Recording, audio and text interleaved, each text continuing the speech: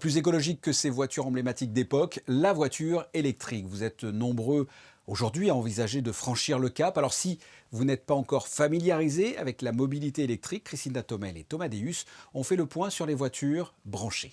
Ces 15 dernières années, l'évolution concernant les véhicules électriques a été considérable. Aujourd'hui, toutes les grandes marques proposent une gamme complète de véhicules écologiques.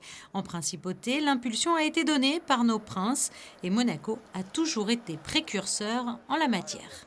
Les flottes ont été les premières équipées à Monaco. C'était d'abord des petites camionnettes, des choses comme ça, des deux roues, voilà. Les particuliers sont venus un petit peu plus tard, mais ils sont maintenant complètement intégrés dans la démarche, naturellement.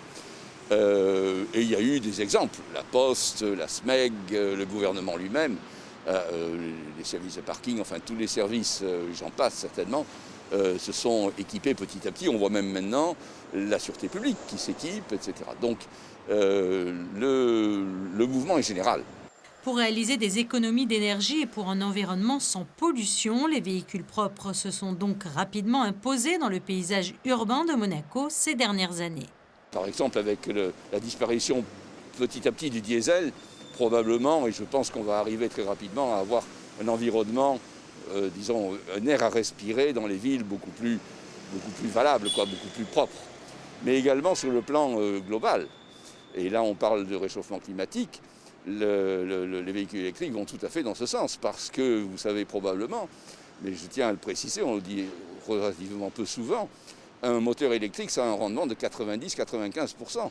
Un moteur thermique, ça a un rendement de 20 à 25%. Les 15 prochaines années, vous les voyez comment? Moi, je pense qu'assez rapidement, quand on aura trouvé, je pense qu'on n'est pas loin, une technologie et puis une fabrication de l'hydrogène qui soit elle-même respectueuse de l'environnement, on pourra faire ce que j'appellerais un hybride rechargeable à hydrogène. C'est-à-dire que pour faire les grandes distances, on se servira de l'hydrogène. Pour faire les petites distances en ville ou en périurbain, on se servira de l'électrique comme on l'a dans les véhicules hybrides rechargeables actuels.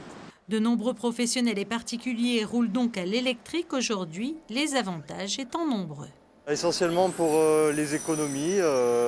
Pour l'instant, toutes les solutions de chargement sur Monaco sont plus ou moins gratuites. Donc moi, d'avoir privilégié un petit véhicule hybride, ça me permet de pouvoir me recharger pour mes petits trajets en semaine, pour aller travailler et avoir quand même un moteur thermique pour faire de longs trajets. Alors si vous hésitez encore, sachez que l'entretien d'un véhicule propre coûte 40% de moins que celui d'un véhicule thermique et son utilisation ne provoque aucune émission de gaz polluants ou à effet de serre. De plus, le gouvernement princier a mis en place une aide pour l'achat d'un véhicule électrique pouvant aller jusqu'à 10 000 €.